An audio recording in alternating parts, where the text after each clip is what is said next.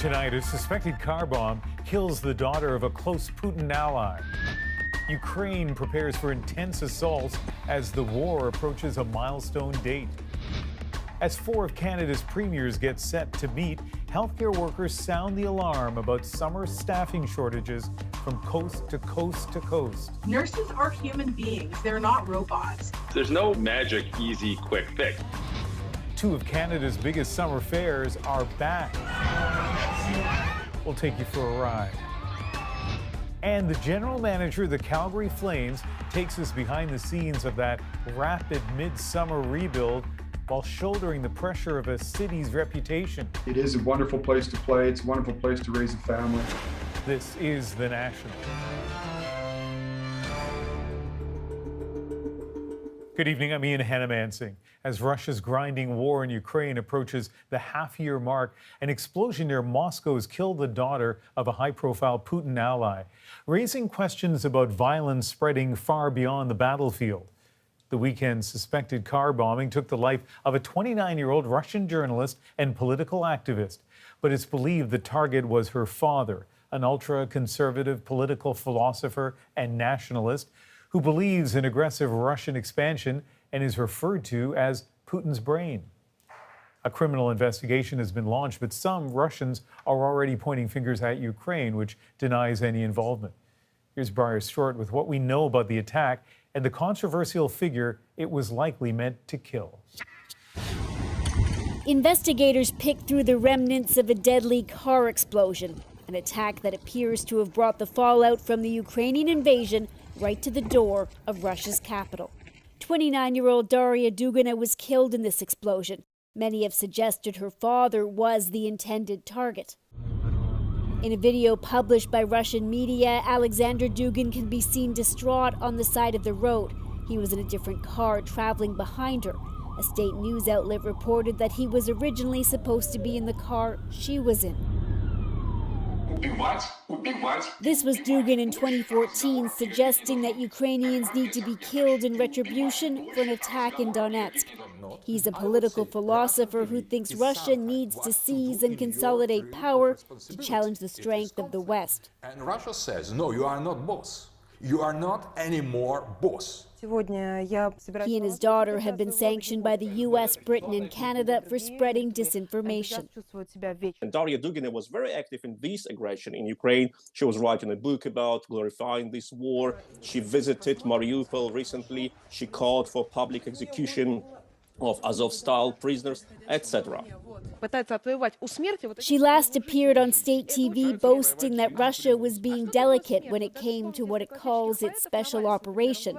She said Russia should hold tribunals across eastern Ukraine to, quote, investigate these people who are already not human.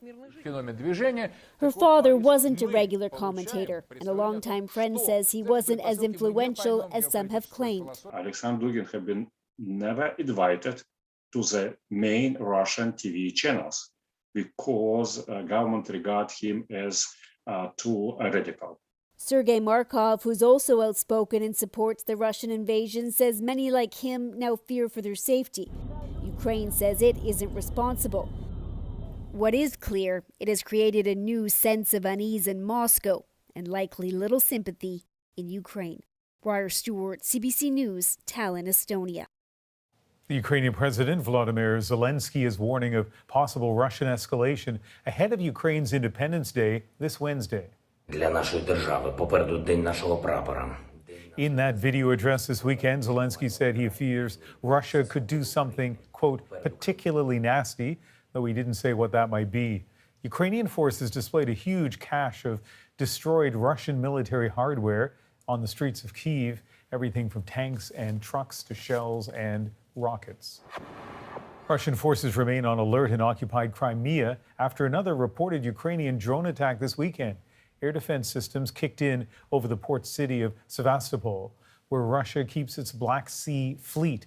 No injuries were reported, though Russia claims it shot down at least one drone over Navy headquarters.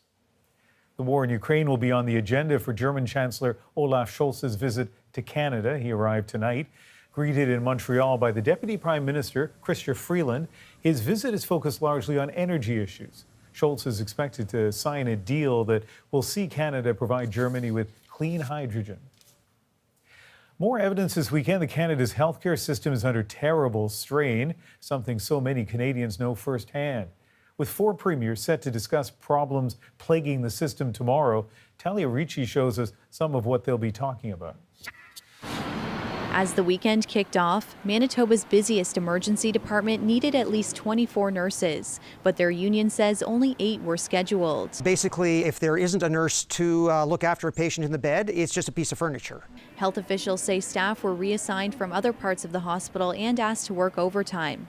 Part-time employees were also called in. People are just desperately tired, frustrated, frightened, and burned out. In Ontario, staffing issues forced some hospitals to close their ERs at various times throughout the summer. High degree of uncertainty and certainly a lot of distress and moral injury. This weekend, 2 hospitals north of Toronto warned people to seek alternative help for anything less than an emergency. It is incredibly difficult. We struggle to meet the demands of patient care, and we have no end in sight. Those struggles are happening across Canada. In the Northwest Territories, paramedics will now be called into healthcare centres to help out. In BC, 1/3 of nurses worked overtime this year. That's more than the national average. When they are continuously called upon to pick up extra shifts, to extend their shifts from 12 hours to 16 hours or more, nurses are human beings. They're not robots. Saskatchewan will soon move some patients to a private clinic in Calgary. Frontline staff say it would help if nurses could also move across provincial borders. With nurse professionals moving from one province to the other, there are many barriers. The struggling healthcare system is expected to be discussed when the Premier of Ontario meets his maritime counterparts this week, and the clock is ticking. Experts warn the problem will only get worse this fall, with an expected rise in flu and COVID patients. I think we're going to see some challenges within the healthcare sector this winter. And the other sort of unfortunate part is there's no magic, easy, quick fix. That's all too clear to hospital staff struggling even now to care for those who need it. Talia Ricci, CBC News, Toronto. There are concerns tonight about monkeypox and its spread throughout the United States, where the demand for vaccines is still far greater than supply. Katie Simpson shows us the changes to the vaccine rollout and the urgent calls to make it faster. Late summer pride events across the United States are being used by public health officials to connect with communities at a higher risk of contracting monkeypox. At a parade in North Carolina, some 2,000 doses of the vaccine were administered this weekend alone. Doing an event like this and having people reaching out and telling people where to get it, when to get it, made it very easy. It's rare to hear getting a monkeypox vaccine is easy. Demand is still outpacing supply, leading to lineups and frustration. The illness is spreading across the U.S. with more than 14,000 confirmed cases, a number that is likely low because of a lack of testing. And New York just confirmed its first case in a child. I think what just was so disturbing to me about monkeypox is a lot of the issues that got us into the ditch with COVID were repeated. Those mistakes were repeated with monkeypox. Dr. Deborah Birx served as the White House COVID coordinator under President Donald Trump. She says the Biden administration's monkeypox response has been too slow and that it failed to engage with those most at risk. While anyone can get monkeypox, the vast majority of cases have been in men who have sex with men. If they had communicated to that group, if they had provided testing, if they had provided vaccines to all of them in May, we wouldn't have this problem in August. The White House says an additional 1.8 million doses will be available for public health officials to order this coming week. These shots are not part of a new delivery. The federal government is instead requiring smaller doses be given out as a way to stretch out supply. But with college students starting to return to campuses, there are fears the response is not nearly enough. Young people will be coming back en masse, which creates the real and imminent danger that we will see a massive outbreak of monkeypox unless we have sufficient vaccine. And Katie, there are more than a dozen lawmakers demanding the White House do more to deal with this outbreak. What do they want to see? They've written a letter urging President Joe Biden to invoke the Defense Production Act as a way to speed up domestic manufacturing of the vaccine. The act gives the federal government the power to order private companies to prioritize government contracts and to help get those corporations any supplies they may need. The DPA was used recently to help address the baby formula shortage and has been used several times since the COVID pandemic began. Biden is under pressure to do more as monkeypox continues to spread. Ian. Okay, Katie, thank you. There are extreme weather events unfolding around the world tonight. The U.S. Southwest is dealing with a devastating drought. The Arizona Senator Mark Kelly says that governments need to step up to prevent a catastrophe. We need the other upper and lower basin states to step up and do their part. If they do that, we're not going to have as you say, a catastrophic collapse of the system. We will be able to stabilize it. Water levels on the Colorado River are so low that a water shortage was declared last week. In California, there's a crackdown on lawn watering. The government is paying people up to $6 per square foot to remove their grass. Europe also grappling with historic droughts and sweltering conditions, and low water levels in lakes and rivers are exposing pieces of history. In Germany, the Rhine has revealed so-called hunger stones from decades ago, an ominous warning placed there to mark low water levels during previous droughts. The receding Danube River has exposed German warships sunk during World War II. And in India, it is severe flooding causing destruction in the north and east. Heavy rains swelling the Yamuna River today, inundating neighborhoods. Floods and landslides have killed at least 50 people in parts of the country. The rain swept away homes, leaving residents stranded. Finland's Prime Minister Sanna Marin is waiting for the results of a drug test. It's all part of the criticism by some over leaked video of her dancing at a private party. Matt Damore shows us the video and the questions it's raised about a gender gap in political accountability. A leaked video in which Finnish Prime Minister Sanna Marin, seen on the left, is dancing with friends. In the wake of the leak, Marin faced criticism from opposition parties. One leader asked that she take a drug test. The 36-year-old Prime Minister defended her actions. We didn't have any government meetings during that weekend. I had time off and spent it with my friends and did nothing illegal. Despite saying she's never taken drugs, Marin did take a drug test, saying it was for her own legal protection. As she faces scrutiny, many have come to her defense on social media, including Montreal Mayor Valérie Plante. Plante posted part of Cyndi Lauper's hit song to Instagram Saturday, writing in French, "Me," in the face of reactions against the Prime Minister of Finland, adding an eye roll emoji and a frustrated emoji. I think it's a real double standard. Former Canadian MP Peggy Nash is not surprised. She helped found an organization that encourages women to enter politics. I think because she is a young woman, there is a tendency not to treat her seriously and to hold her to a hypercritical standard. This isn't the first time Marin's social life has made waves. In December, she went to a club without her work phone and missed a text message saying she'd been in close contact with someone who tested positive for COVID-19. Marin apologized but did not test positive for the virus. The results of her recent drug test are expected this coming week. Matt Damore, CBC News, Montreal. A neighborhood in British Columbia is reeling from a tragedy tonight. 2 people were killed in an outdoor wedding in West Vancouver yesterday after a car drove into the yard where that wedding was being held. 10 others were injured. Emergency responders say a driver was using a shared driveway. At this point, no charges have been laid, and police have promised to update the story tomorrow. Ferry service to Toronto Island was partially restored today after a frightening crash on Saturday. I feel it's so terrible. I thought maybe I almost died because people fall down on my body. It happened as the boat was docking. The cause not yet known. At least 12 people suffered minor injuries, mostly to their knees. The city advises the ferry has been taken out of service and wait times will be longer for the rest of the summer. Crowds in Toronto and Vancouver have been enjoying a late summer tradition this weekend. Both the Canadian and the Pacific National exhibitions opened their gates. And as Susanna De Silva shows us, after 2 years of pandemic restrictions, fairgoers and Susie were ready for a ride. A roller coaster is a pretty good analogy for what the world has been through the last couple of years. So what better way to welcome more people back to the P&E than with a refurbished classic?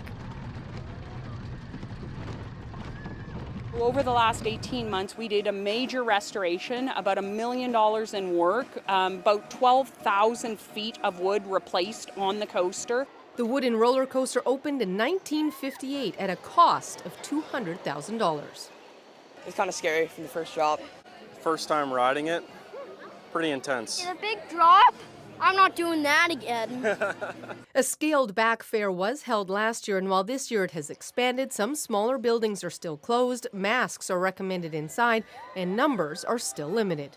We are estimating that this year's attendance over the 15 days will be about 500,000 people. Our normal fair, we would be anywhere from 700,000 to 750,000. Jimmy's Lunch has been a vendor here since 1929. His grandson, who started working the fair at the age of 7, is happy more people will get a chance to try their burgers. It started off as more of not a fast food restaurant, but a sit down, and they had real china, and then it evolved over time. Yeah, great to be back. In Toronto, the CNE is back after a 2-year hiatus. I'm just here to have fun, continue living, and hope for the best and have a good time with a lot of people. It has its own new offerings, COVID-19 vaccinations, along with maybe some new classics. I've had better ice cream, but for ketchup ice cream, it's not terrible. But the CNE is also dealing with a labor dispute. Ride safety inspectors are off the job, though officials insist rides remain safe. I have to be brave enough to go for the boys' sake, so they can see that daddy's not scared. And after 2 years, fairgoers and organizers are hoping for nothing but fun. Susanna De Silva, CBC News, Vancouver. Canada has won the World Junior Hockey Championship for the 19th time, taking the gold over Finland in a thrilling 3-2 overtime victory in Edmonton last night. Pulls it back away, can't find it, Johnson it alone! Oh, save rebound scores! Kent Johnson, a golden goal in Canada! That was the goal that won the game for Team Canada. Kent Johnson putting away a rebound for the goal about 3 minutes into overtime. But just seconds earlier, this was the moment that saved it.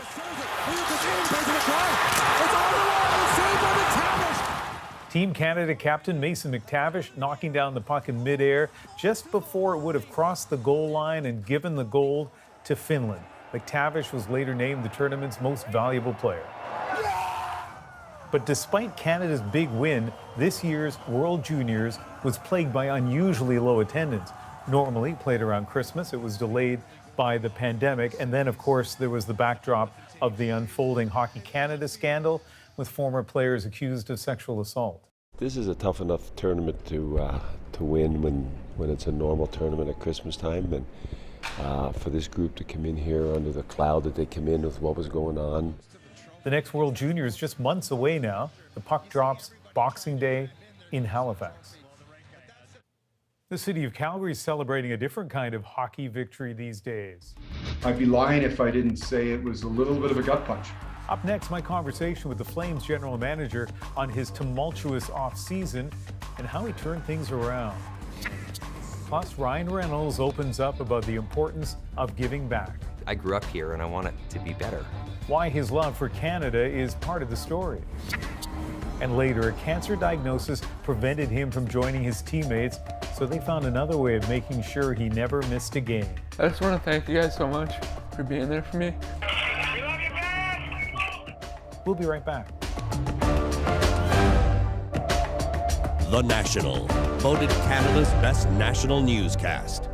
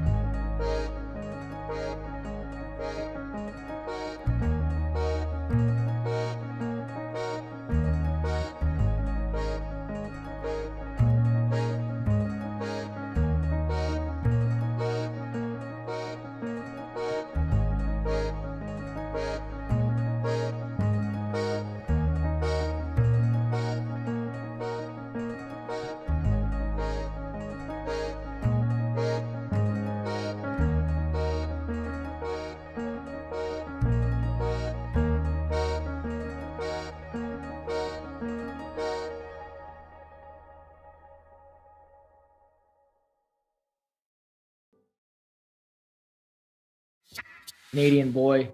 Love the country of Canada. Love the city of Calgary. That is brand new Calgary Flame Nazem Kadri, the latest acquisition in general manager Brad Treliving's impressive rebuilding campaign in what started as a pretty rough off-season.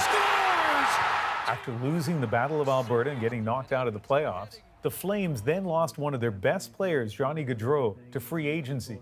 Shortly after, another young star, Matthew Tkachuk, said he wanted out too. Things looked bleak. So Treliving got to work. You dust yourself off and you get after it. First, trading Tkachuk for two Canadians, top scorer Jonathan Huberdeau and Mackenzie Weegar. Then, just days ago, getting Kadri to sign a 7-year, $49 million deal. And just like that, the Flames seem to have turned things around, thanks to their general manager. And here he is, joining us from his home in Calgary, the man behind the Flames' Summer of Change. Brad, thanks for joining us. Thanks for having me in. Let's go back to mid-July for a moment. One star chooses to leave your team as a free agent. A second made it clear that he would leave when his contract was up. I've never even met you, and I was feeling badly for you. How are you feeling at that point? Well, it's been an interesting few weeks to say the least. And, certainly when these are things that, quite frankly, we had discussed throughout the year and knew there was always different possibilities. We were hoping to get both John and Matthew signed. That was the goal of ours. And when we went, got to just before free agency and learned that John was going to go to the market, and then shortly thereafter, Matthew, was looking for a change and wasn't going to sign with us long term. I'd be lying if I didn't say it was a little bit, it was a little bit of a gut punch, quite frankly. And those are two young guys that have been with us a long time, and most importantly, are two real good hockey players. So it certainly, it made for some tense few days, but we were able to regroup and deal with it the best we could. And our motto was just to let's keep looking forward and find a way to navigate through this. And certainly we're happy with where we're at today. Now, some people said at that point, when things looked bleak, that the reputation of Calgary was on the line. And they didn't mean just the team, but the city. Like maybe stars didn't want to play there. And you seem to take that personally. Yeah, I might not have. I've been known to maybe speak without thinking a few times here, my wife would tell you. So I don't necessarily know if it was I guess the narrative around it for us that all of a sudden, and listen, these are two impactful players and you have them sort of on top of each other, stating that they're going to go play elsewhere. And so that narrative started about, is Calgary a place that people want to be? And, I just felt strongly that shouldn't be the narrative. We've got a great city here. Anybody that spent some time in Calgary, I think, can attest to it. We've got a good team. And this was happenstance, and this was just, a unique situation. And as I said all along, the players have the right to make those decisions. I hold no ill will. That's the business.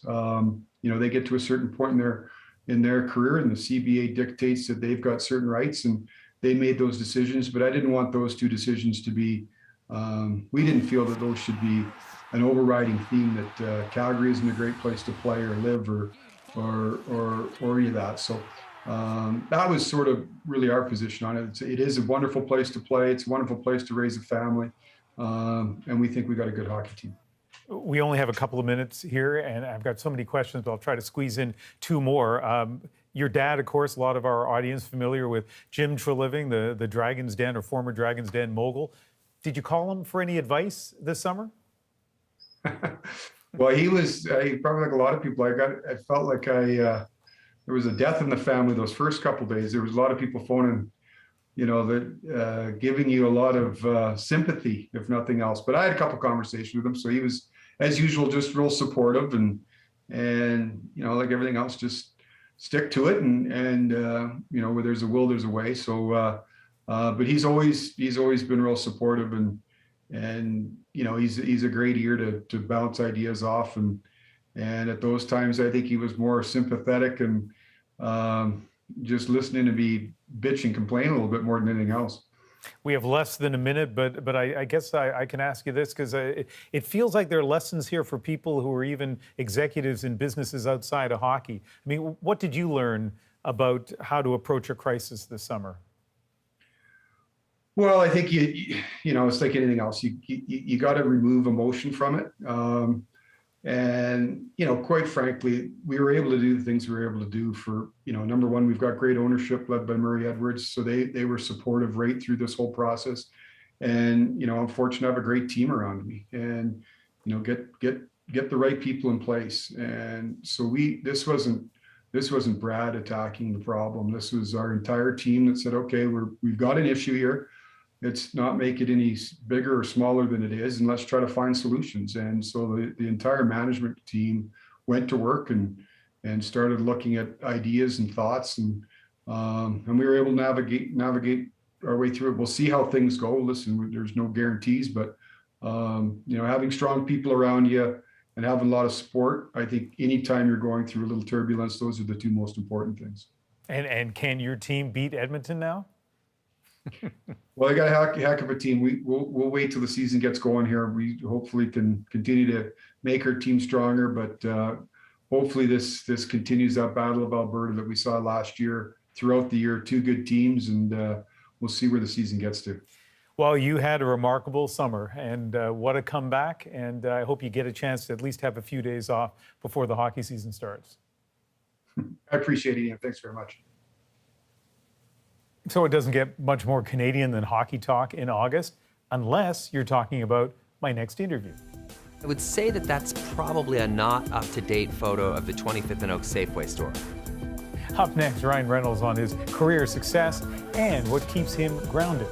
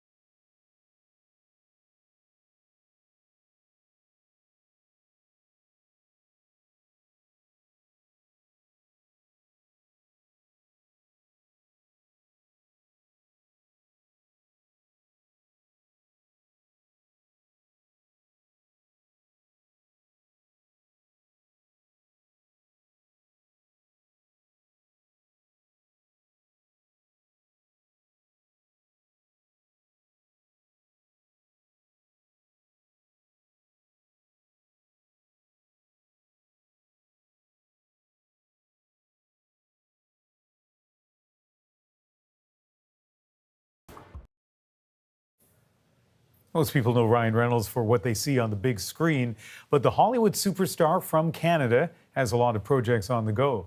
Reynolds posted some pictures to social media over the weekend, visiting the home of his Welsh soccer team, Wrexham AFC. He bought the club over a year ago, making a multi-million-dollar investment to try to turn its fortunes around. But Reynolds' off-screen passions go far beyond soccer. I sat down with him earlier this year to talk about his drive to give back, his success in Hollywood, and his strong connection to Canada, starting with some memories from his hometown here in Vancouver. We're going to play a game. Sure, love games. And I'm going to show you 3 pictures, and you get 1 point if you identify the picture, and you get 5 points if you come up with an interesting story about the picture. Wow, Yeah. I like this game already. Yeah, so here you go. Here's the first picture. First picture, that is Kitsilano Secondary School. Yeah. That is my high school. Yeah, so you get the 1 point for that. Tell me something interesting about your time in high school. In high school, okay, terrified to go to. I actually was at a school called Prince of Wales before that. I did an amazing program there that's sort of where I became an environmentalist to a certain degree, which was this program called Trek, Clatwa Trek they had, which is kids get to immerse themselves in the outdoors. They spend 6 months doing school, and then 6 months, you do a year's worth of schoolwork in 6 months, and then the rest of the time you're outside. Amazing, amazing program.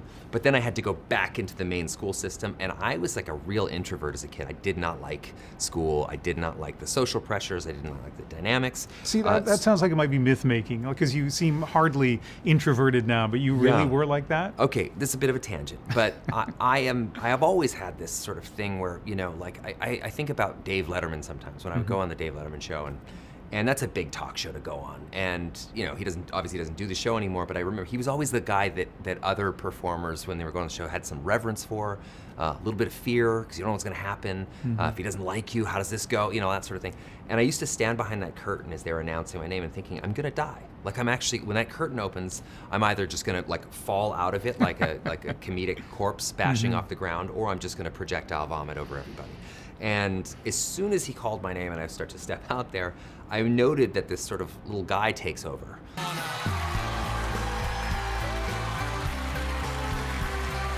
And this little guy's like confident and he can throw a joke around here and there and all that stuff. And then I realized that that's the same guy that is like responsible for my career, responsible for a lot of the things that I get to do. He's not necessarily the real me, but he keeps me safe and protects me. So that guy has kind of been around since high school.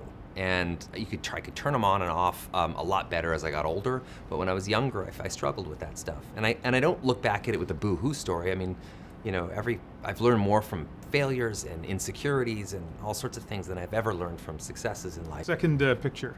Second picture. Oh gosh, I would say that that's probably a not up-to-date photo of the 25th and Oak Safeway store.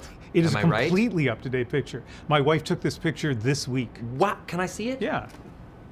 That's the old stomping grounds. I used to face this fridge out. I would have to make sure everything was just perfectly smooth and all the labels out. I loved working at Safeway. I worked, a lot of the time I worked there was midnight to 8 a.m., the sort of graveyard shift, which was interesting. And then I moved to cashier. I did everything in that store. You were a cashier there? Yeah, I was also a cashier. I also bagged groceries. I used to bag Sarah McLachlan's groceries. Wow. And I always noted that she was incredibly kind to everybody that she met in that store. Didn't have to be. No one even knew it was her. Half the time she had like a toque pulled down, and I always knew that was her. Yeah, she was awesome. Again, full 5 points Full 5 for that. points. Okay, final picture here, landmark, Vancouver. Well, that's the viaduct right there. Yeah. Hey, yeah, I wanna shoot, baby. Shoot, shoot, baby. Shoot, baby. Shoot, baby. You packed in your stack, especially in the back, brother. Wanna thank your mother for a butt like that. That was my first sort of foray into properly producing a movie and managing budgets and all kinds of stuff. And boy, that Georgia Viaduct saved our life. It really did, because we had to cut all these huge action sequences and replace spectacle with character, which later in my life became an enormous lesson in marketing and every other business I would pursue, that necessity being the mother of invention is the greatest creative tool you could ever have. But a lot of those lessons were kind of forged in 2015 as I sat on that Georgia Viaduct, trying to figure out how the hell I'm gonna get through this movie on the paltry amount of money they've given us to shoot it. One of the really interesting things for me to see your work is your voice seems consistent. So from movies to ads to viral videos that you do. And let's talk about the ads for a moment. Like, how did that come about? I created a marketing company. I created a production company called Maximum Effort Productions, which became, or an offshoot of it became Maximum Effort Marketing, which became a juggernaut. It just got bigger and bigger and bigger, and it happened sort of by accident. I bought Aviation Gin, which is a gin company that I couldn't really find anywhere, so I knew it was the top-rated gin, you know, in the world at the time, and there was such a small or sort of low supply of it. So I saw a real space there to kind of grow this company, and I needed marketing to back that up. So I started my own marketing company with my partner, George Dewey. You know, people come up to me all the time and they say, what makes Aviation Gin so delicious? Most of the time I run away because non-celebrities frighten me. At the end of the day, it's just about telling stories. I mean, whether you're telling stories in marketing or whether you're telling stories in movies, that's always the sort of congruent sort of factor that ties them all together, is it's storytelling. They asked me to write you a number to show you just how we all feel. We know you're a fan of the land we call Canada, but here's what I've got to reveal. That Canada loves you back. Canada loves you back. So actor, entrepreneur, creative person, and philanthropist. I mean, you and your wife seem to have really embraced charitable giving. And so that video, for example, for the Governor General's Award at the end, there's those credits that roll, or the thank yous, basically. I assume that a lot of people in your business give a certain amount of money, but the thing that with you is that it just seems so thoughtful and varied. And I just wonder, this is actually my wife's question for you. She was wondering, where does this come from? Where in your life or your wife's life did the inspiration come to be so charitable? Oh boy, I don't know. I mean, I think that we're, part of why I've been successful, I think, in my business life is being somewhat self-aware, and I understand the idea that when you extract a lot from a system, you need to put some back in as well. So part of it comes from that. I can't, safely say that I would enjoy my position in life if I wasn't sharing it. Not just sharing wealth, but also sharing power, stepping aside where appropriate as well. And you can do all these things, and at the end of the day, like, you're still doing all right. Yeah. It doesn't change much for your own personal situation, other than it really feels great. But typically the organizations that we give to and the organizations that we support and the foundations that we create are usually something to do with sustainability. Sustainability in communities, sustainability in infrastructure to create jobs for folks who don't normally have that access or opportunity to those jobs. And that's the stuff I really love. Sick Kids Foundation is a big one that we do stuff for every year, and that is a sustainable way to give. It isn't a one-time thing. It's sort of just, it grows and grows and grows. And I think of, sharing, I don't want to call it charity, but sharing as an investment. They're all just investments, They might not necessarily return dollars to you, but they'll make the world a better place. They'll make Canada a better place. I mean, at the end of the day, that's kind of the goal. It's like I grew up here, and I want it to be better. You're having a moment. It's been going on for a while, but it's still like we're kind of a lot of success, right? You have a lot of success now in a business that can be really fickle. And so do you wonder if in 5 or 10 years, all this magic will still be as potent as it is right now? Ian, I've never had like a high expectation of anything. There's no part of me that's like, I deserve this or I expect this. Anybody that's managed to come as far as I've come in this business, it's certainly hard work is there, but there's a huge component of luck and circumstance and being in the right place at the right time, and then also being a person who is given access and opportunity at an early age, that I was born into, and understanding that privilege and what that is. So my highest goal in show business was to be the wacky neighbor in a sitcom. Quite literally. Like, if I could go to Los Angeles, I started an improv comedy. If I could go to Los Angeles, I could get a job as the wacky neighbor in a sitcom, I would be set. That was all I ever really wanted. So everything else that's happened, and it's all happened quite slowly, has been a kind of an aggregate. If you want to call it fame or any of that stuff, it's always been very slow. Today we honor, with the 2,596th star on the Hollywood Walk of Fame, Ryan Reynolds. by virtue of that fact, it's much easier to kind of watch and regulate and keep your head screwed on right, because it's not happening. I don't know how these young kids who just have this overnight success that is like a tidal wave, I don't know how they keep their heads, and oftentimes they don't, you know, and I see the pitfalls of what this business can be like when it happens sort of in a flash flood kind of sense. So for me, I was very lucky. I was trying to make things happen fast at times, and other times I would just push it away. So it happened very slowly, and it was in a way kind of gave me a sort of the benefit of immersion that was, you know, that not everyone gets. I wondered what you'd seem like in person, and you do seem very level-headed, so... You just wait. I am going to toss all of this expensive camera gear around as soon as I leave. It's just one of the things I like to do at the end of an interview to create more of a myth. Excellent. Oh God, totally normal on camera, and then just lost it. We'll keep rolling then. Yeah, I would roll for it. It'll be great footage, great ratings, I think. It was unbelievable what happened next. Anyway, after the break, we revisit a reunion decades in the making. When it was first stolen, I don't think I slept for 3 or 4 days. I mean, I was up crying like somebody had stolen part of me. How Randy Bachman got his beloved guitar back. That's next.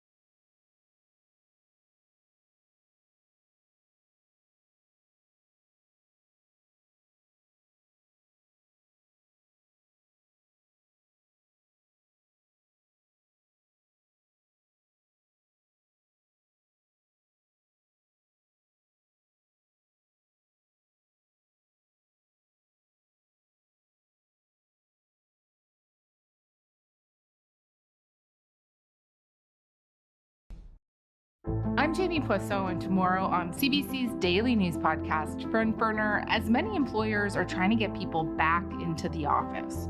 We're talking through the pros and cons of working from home and the potential for hybrid arrangements. Subscribe wherever you get your podcasts. A classic Canadian summer playlist may have some Randy Bachman on it.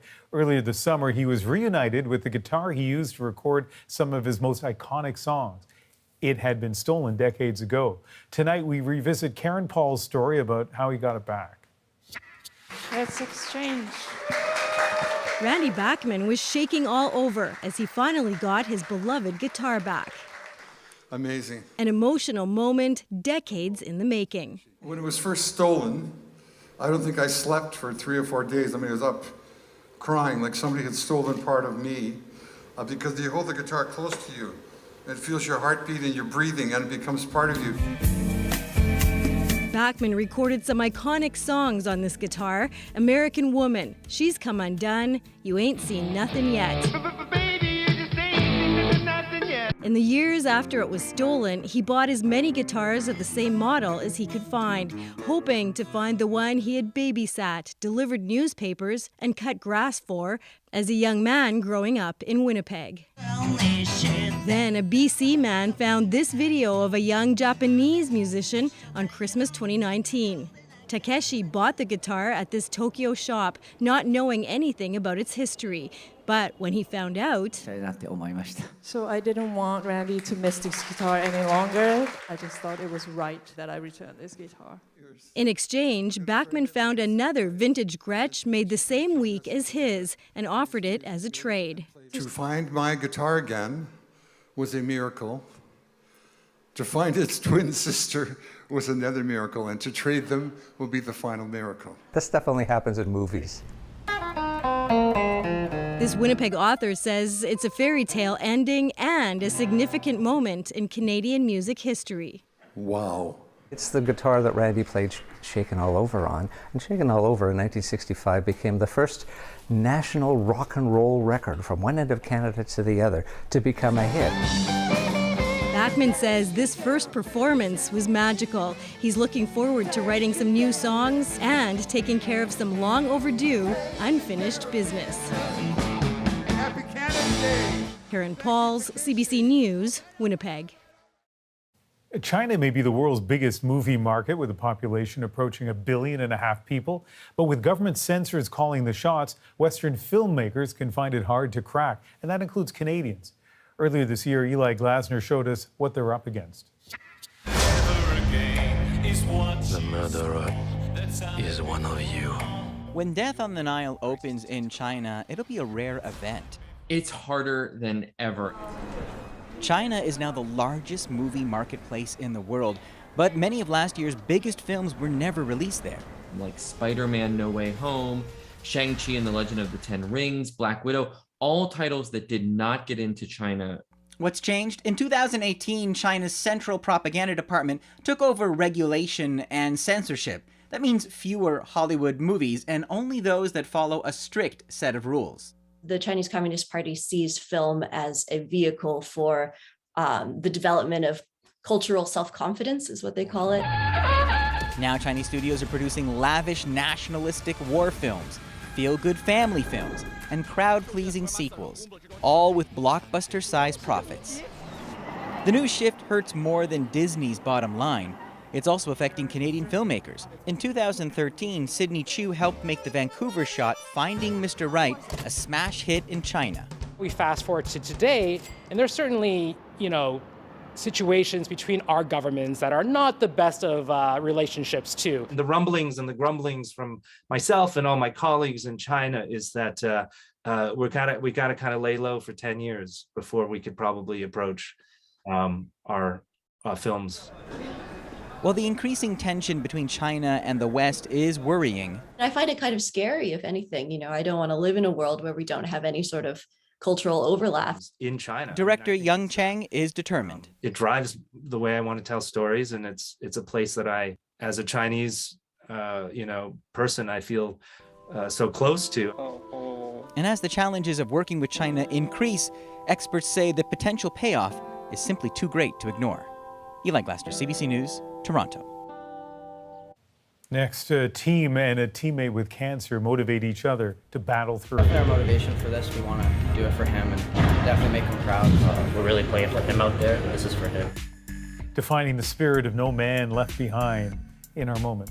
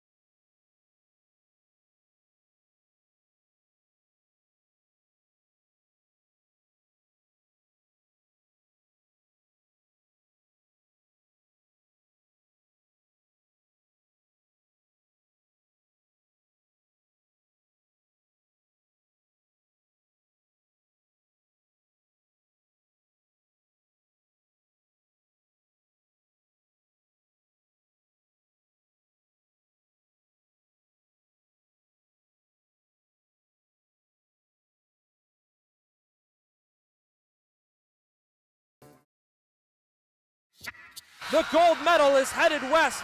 British Columbia, you are the Niagara 2022 Canada Summer Games champs. A golden moment for the BC lacrosse team at the Canada Summer Games, but their roster was one man short. Ben Pollock wasn't able to go after being diagnosed with Burkitt's lymphoma just 2 months ago, but his teammates have made sure he's always part of the team, and that unbreakable bond is our moment. fights, and comes away with it. You guys have been very supportive of me, and I just want to thank you guys so much for being there for me.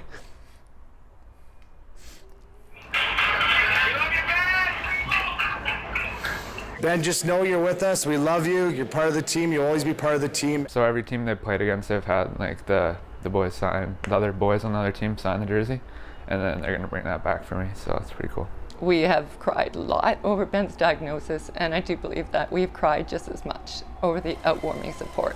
It means everything. It's a pretty big deal. Definitely helps a lot. Just keeps my spirits high, and just to know how many people are out there with supporting me is super cool. You know, he really motivated us today.